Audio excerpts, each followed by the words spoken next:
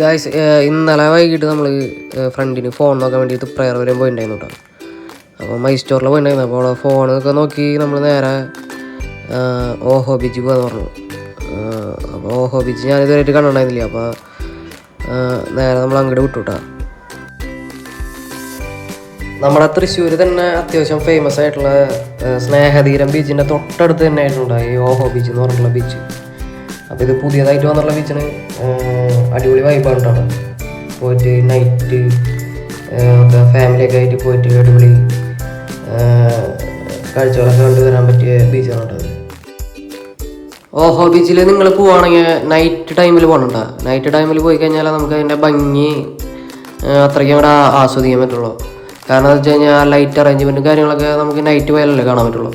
പകൽ പോയി കഴിഞ്ഞാൽ ഈ ലൈറ്റ് ഒന്നും ഉണ്ടാവില്ല. മെയിനായിട്ട് അവിടെ വരുന്നത് ഈ ലൈറ്റ് അറേഞ്ച്മെൻറ്റും കാര്യങ്ങളൊക്കെ ആയിട്ടാണ് നമുക്ക് അവിടെ വരുന്നത്. പിന്നെ കുറേ പുതിയതായിട്ട് വന്നുള്ള കുറേ ഫുഡ് കോർട്ടും കാര്യങ്ങളൊക്കെ ഉണ്ട്. അപ്പോൾ നമുക്ക് അവിടെ പോയിട്ട് ഫാമിലിയൊക്കെ ആയിട്ട് നമുക്ക് ഒരു നൈറ്റ് അടിച്ച് പൊളിക്കാൻ പറ്റിയൊരു പ്ലേസ് തന്നെയാണ് കേട്ടോ ഓഹോ ബീച്ച്.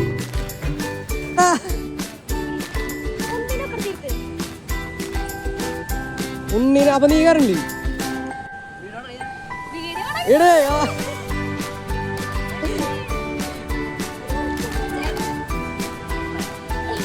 ഇതൊക്കെ എന്തില്ലേ പൊട്ടി വീഴന്നില്ലേ?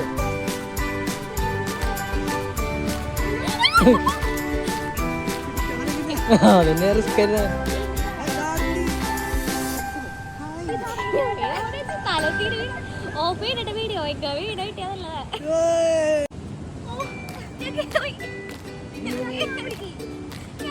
ഫോണെന്തിനാ പിടിക്കണേ? അല്ലാട് അല്ലാട് ആട് ആട് ആട് ആട് ആട് ആ സ്പീഡിലാട്.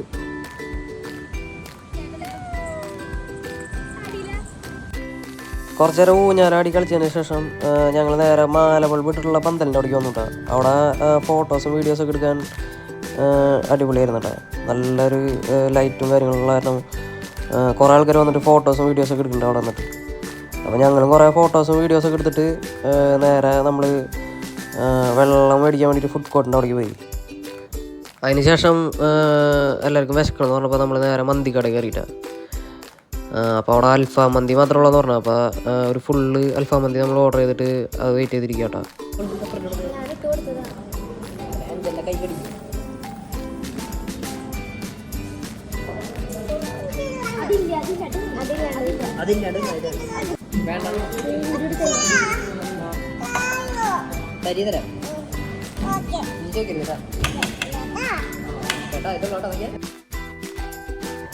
അങ്ങനെ ഫുഡൊക്കെ അടിച്ച് കഴിഞ്ഞ് വണ്ടിയിൽ കയറിയപ്പോൾ ഞാൻ ചോദിച്ചു ഫോർട്ട് കൊച്ചി വരെ ഒന്ന് പോയിട്ട് വന്നല്ലോ.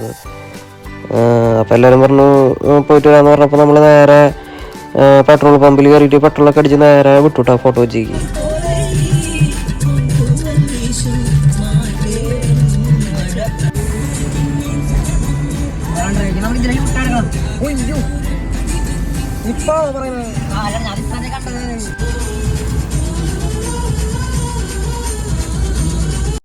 അങ്ങനെ കൊച്ചി എത്തിയിട്ടാ. അപ്പം നമ്മൾ ആദ്യം പോയത് മറൈൻ ഡ്രൈവിൻ്റെ അവിടേക്കാണ്. മറൈൻ ഡ്രൈവിൻ്റെ അവിടെ പോയപ്പോൾ ഒരാളില്ല, അവിടെ വിജനമായി കിടക്കണു സ്ഥലം. അപ്പോൾ നമ്മളവിടെ കുറേ നേരം വർത്താനൊക്കെ പറഞ്ഞിരുന്ന്, പക്ഷെ അവിടെ അധികം നേരം ഇരിക്കാൻ പറ്റില്ല, കൊതുക് കടിച്ച് നിൽക്കാൻ പറ്റില്ല. അപ്പോൾ നമ്മൾ നേരെ വേറെ സ്ഥലത്തേക്ക് വിട്ടുകൂടാ. അങ്ങനെ അവിടെ നിന്ന് ഞങ്ങൾ നേരെ പോയത് ക്യൂൻസ് വരെ അവിടേക്ക് ഉണ്ടാ.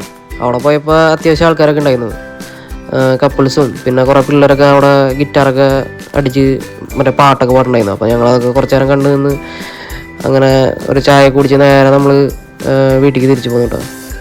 വീട്ടിലെത്തിയപ്പോൾ 5 മണിയായി. അങ്ങനെ ഇന്നത്തെ പരിപാടി കലാസ്.